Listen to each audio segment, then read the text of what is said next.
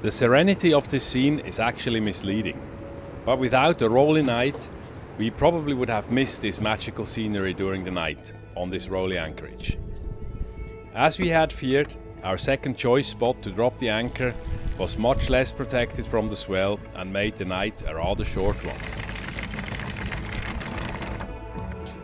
So we decided to lift the anchor for an early morning departure, but sometimes pulling the anchor up is as painful as setting it.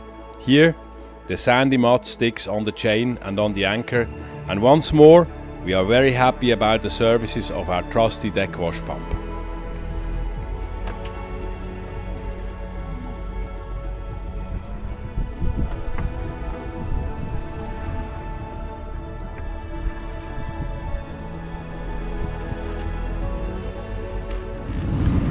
We're just leaving. We have lifted our anchor and we're leaving this anchorage. It is exposed as we guessed, and there was a bit of swell, not the most comfortable one, and also because we couldn't go as far in as we wanted because the anchor just wouldn't hold. And I think there where it would hold was a mooring buoy that we couldn't take. So it was a bit of a short night, and we're on the way out between the rocks here and then into a place called Sortland. There's still a huge swell that's coming in here, and because there is a shallow part in here, you see actually how the waves are building up just over that shallow part. It's quite impressive. You don't really see how much swell there is until you see it at the shoreline. A long, big swell. We're taking a shortcut between these two islands and have to follow the narrow but well-marked fairway to avoid the shallow rocks to starboard and to port. It is an interesting pilotage challenge and saves us from having to sail around the south tip of this small archipelago and from more exposed water.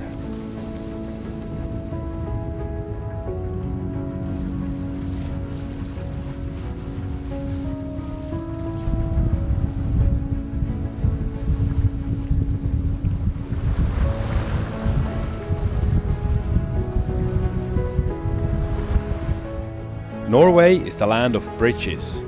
There are literally thousands of them linking islands to the mainland and among themselves. Many stretch across the fairways of ferries, cargo ship and large fishing vessels.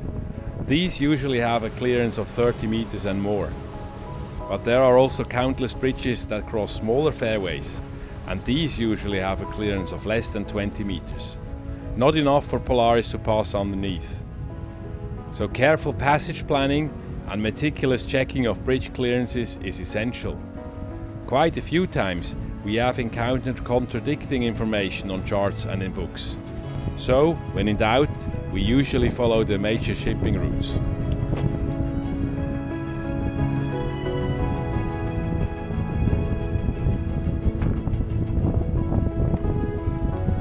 And finally, it looks as if we can set the sails once more. So far, and largely to our own fault, wanting to go north as quickly as possible, we used the engine for far more hours than we actually sailed. We have the tide with us, and a light breeze greets us from down the Sund. Very happy, we raise the sails, eager to switch off the engine for a couple of hours.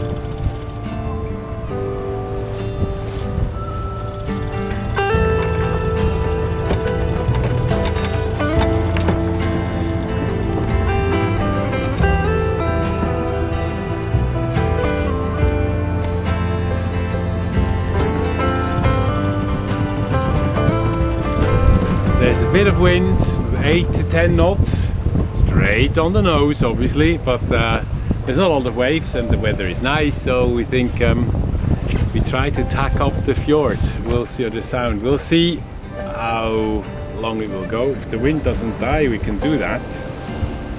We'll see.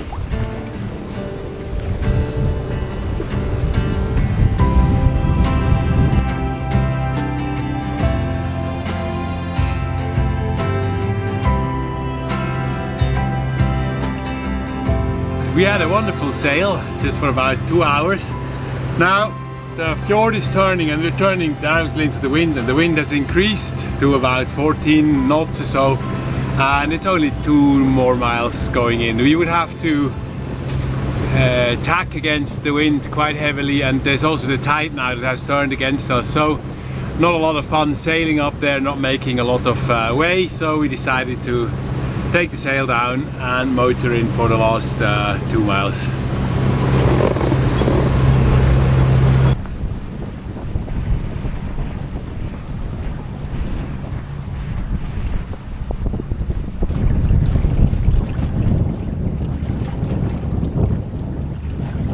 Sortland is the administrative center of Sortland municipality.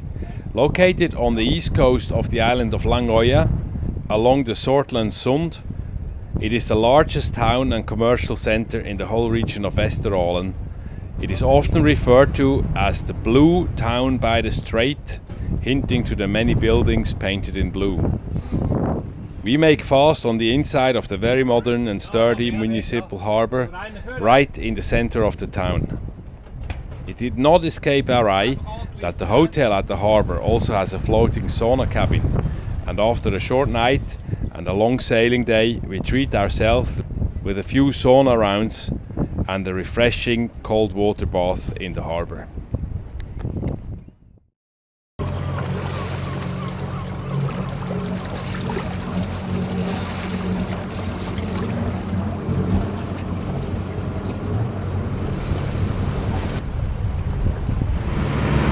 I think we timed it quite right.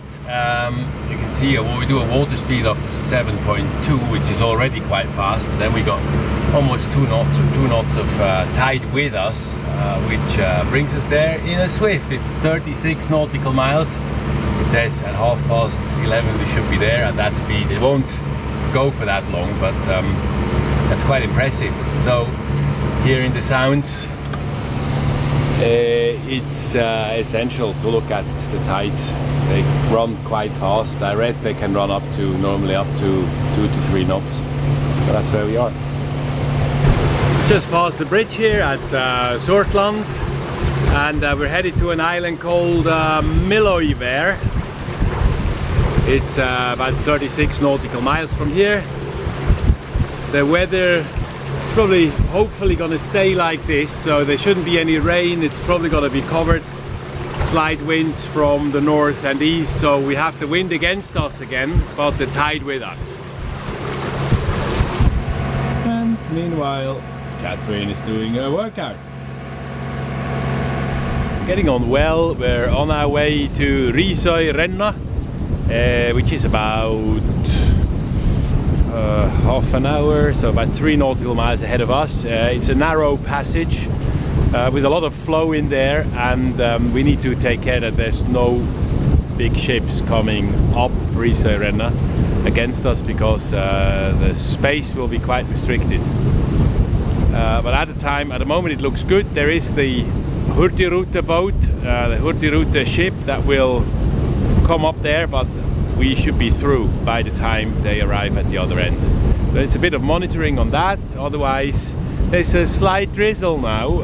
It's been worse. It has stopped again, and we're going according to plan. Should be there about 1 o'clock in the afternoon.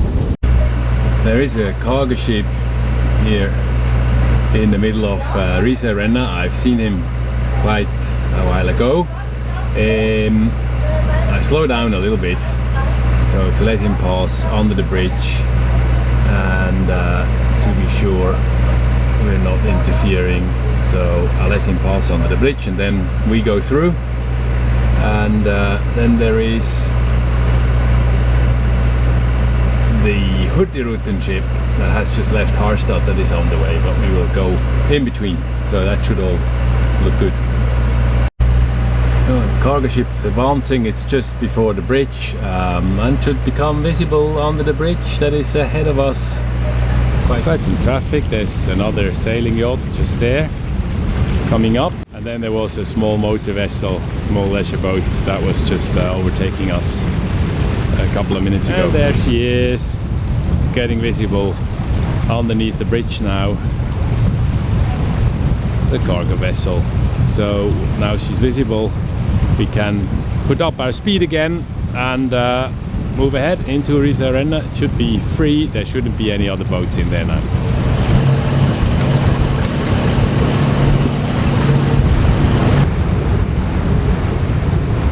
And ahead of us we can see the bridge coming up now.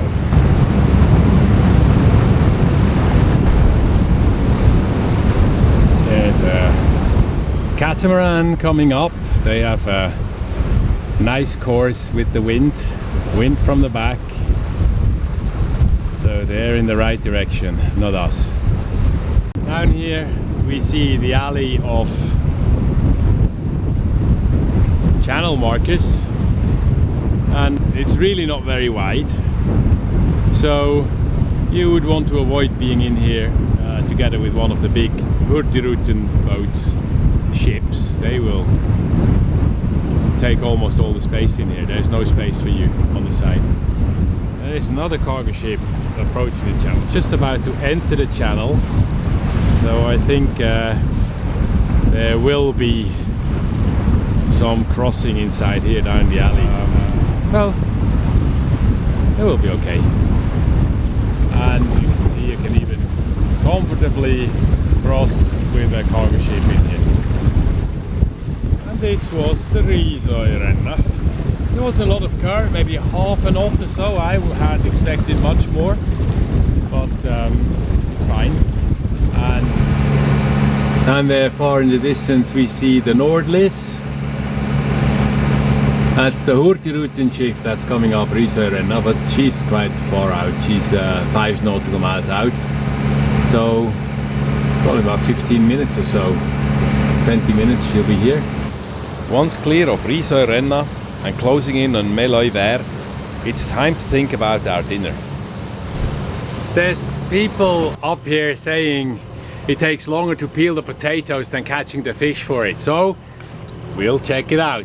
Just over here I think there is a spot that might be, there's a little mount coming up to about 9 meters from 50 or so, so I'm gonna try my luck here, and if not, there's a few more coming into the harbor, so I'm pretty confident that we will get something. We let the timer run. I said it looks promising. There's fish jumping over there, so might be. Let's see. Are you ready? Okay. Squat. Start.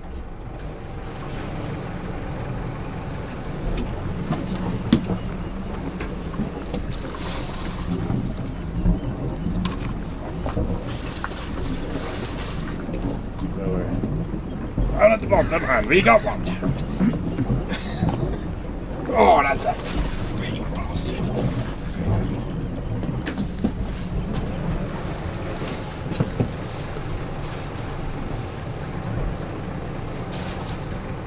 Do I let the timer run until it's on board? Until it's on board, yeah, because we have to get it on board, otherwise it won't count. So that was just the drop. Oh, look at that. What's it? Oh, it's a coat. A nice coat. Good size coat. It's fighting.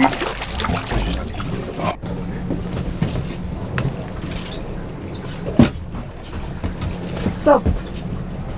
1 minute, 2 seconds and 20. A nice fish. Nice one. Now he's gonna die. It takes a while. Huh? It takes a while. Oh. You have it on the one. tail. Oh, poor This one. I got it was one. pure luck. Hey. No. Oh, poor him. Another big one. Okay.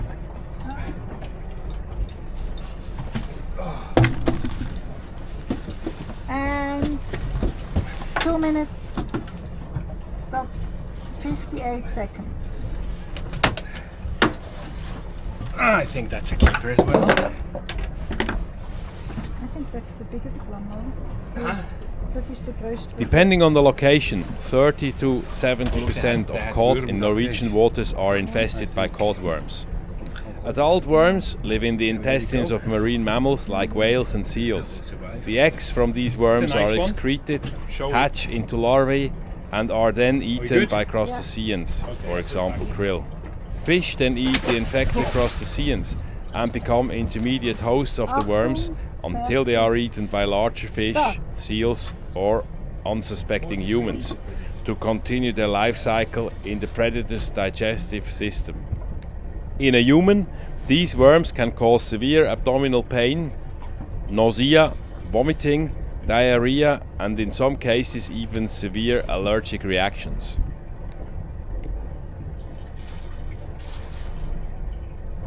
And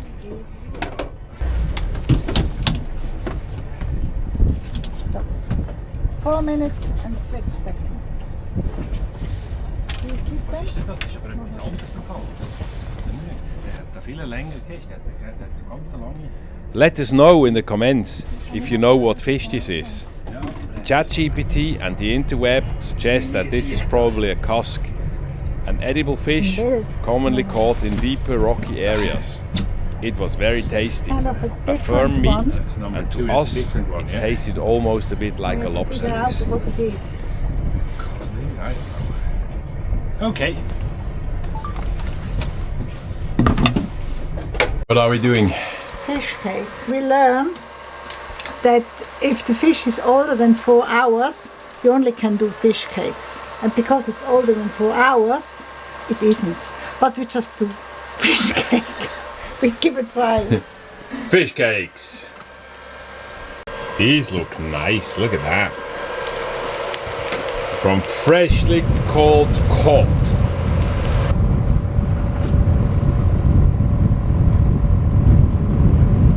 As this is the start of the weekend and the weather is nice, the small guest harbour on the island of Meløyvær is already fully occupied. But we found another solution.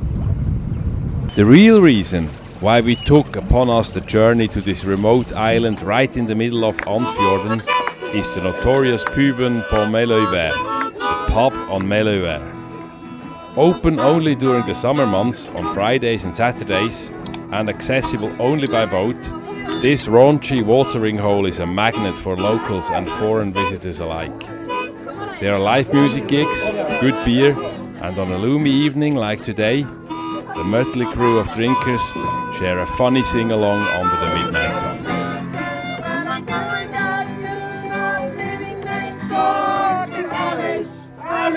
Who the fuck is Alice?